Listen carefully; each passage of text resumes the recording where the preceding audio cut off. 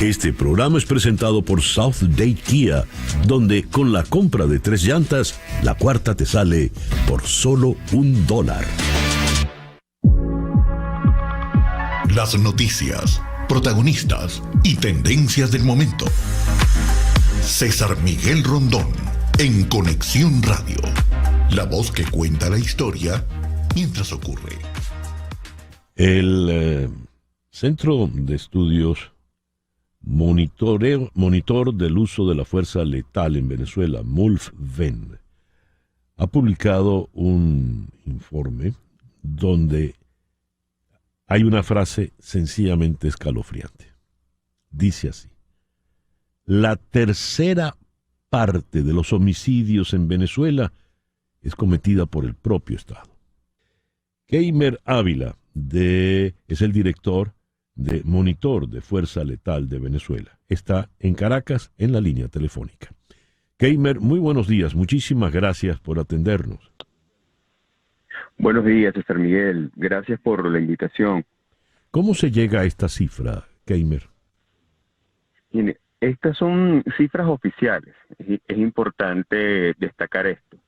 Las últimas cifras oficiales que se conocen fueron publicadas en el informe de la Oficina de la Alta Comisionada de Naciones Unidas para los Derechos Humanos en el año 2019.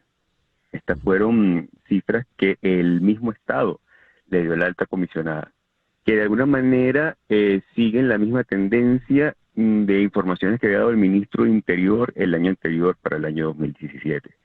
Este informe tuvo tal repercusión internacional que a partir de esa fecha no se dieron más informaciones oficiales sobre estos casos.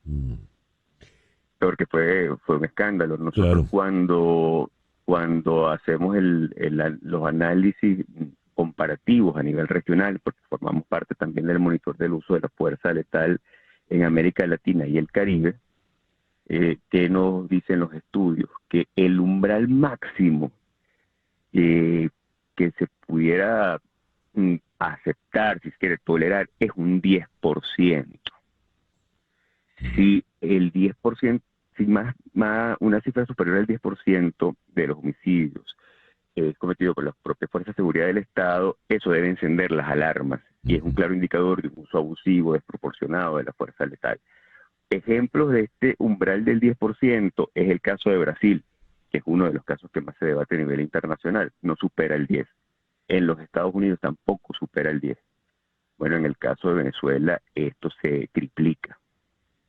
Y esto no son estimaciones ni son cálculos, esta es la propia información oficial. De manera que estamos hablando no del 10%, sino del 33% aproximadamente. Una tercera parte. Dios.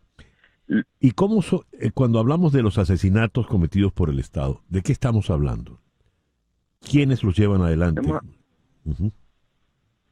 Sí, son las fuerzas de seguridad del Estado, entendidas como las policías uniformadas, pero también está allí la policía de investigación y están también los funcionarios militares. Entendemos todos los que ejercen que llevan el ejercicio del cumplimiento de la ley, los que llevan las armas de la República. Este es un trabajo que nosotros estamos haciendo ya de seguimiento desde el año 2016. Por supuesto que siempre priorizamos en la información oficial. Ahora, sí. Keimer, ¿por qué el gobierno asesina ciudadanos? Bueno, ahí hay que ver las circunstancias, las situaciones que observamos. Hay elementos que compartimos con varios países de la región, ¿no? Se dan en el marco de los operativos policiales, en el marco de políticas de seguridad ciudadana, en el nombre de la seguridad, en la supuesta lucha contra la delincuencia. En nuestros países, el perfil tradicional de las víctimas es el joven racializado que vive en los barrios periféricos.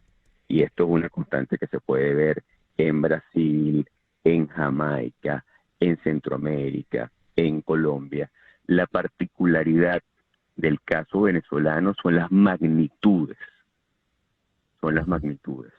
Nosotros manejamos como hipótesis de trabajo y la hemos verificado con nuestros indicadores que la violencia policial de carácter letal en Venezuela no es, o al menos no es únicamente una respuesta al fenómeno delictivo. No, la violencia institucional tiene múltiples funcionalidades que van más allá de políticas simbólicas de control del delito, especialmente en momentos de crisis económicas, políticas y de legitimidad. Esa es una primera hipótesis. La segunda es que en nuestro país la mayoría de las muertes en manos de las Fuerzas de Seguridad del Estado no son producto de enfrentamientos regulares con grupos civiles equivalentes. Son más el resultado de despliegue de un uso arbitrario y desproporcionado de la fuerza letal por parte de estos organismos. Y esto lo hacemos no solamente midiendo las muertes generadas por la policía, sino también por las muertes que padecen los funcionarios. Y cuando vemos la cantidad de funcionarios que mueren versus la cantidad de civiles que genera su intervención, vemos unas asimetrías enormes. Cuando medimos también la cantidad entre fallecidos y heridos, también la asimetría es enorme. Hay mucho más muertos que heridos. Aún en los contextos bélicos, lo que se espera es que haya mucho más heridos que fallecidos. En el caso venezolano no sucede así. Hay mucho más fallecidos que heridos. Incluso hay mucho más fallecidos que detenidos. Y estos son claros indicadores que hay un uso desproporcionado de la fuerza. Por supuesto, esto tiene múltiples funcionalidades que van más allá del tema de la lucha contra el delito y de la seguridad.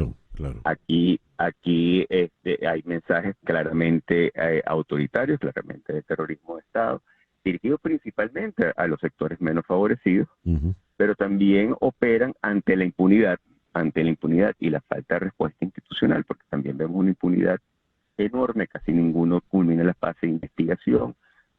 Cuando vemos las informaciones oficiales sobre condenados, sobre funcionarios detenidos, es prácticamente menos del 1%. Esto también abre una serie de mercados ilícitos, por ejemplo. Si tú tienes el poder de vida y muerte sobre alguien, tienes un poder prácticamente absoluto. O sea, y se abre una puerta enorme de la arbitrariedad y finalmente hay funcionalidades políticas de clara intimidación. O sea, tengo poder sobre vida y muerte sin ningún tipo de consecuencia. Ya.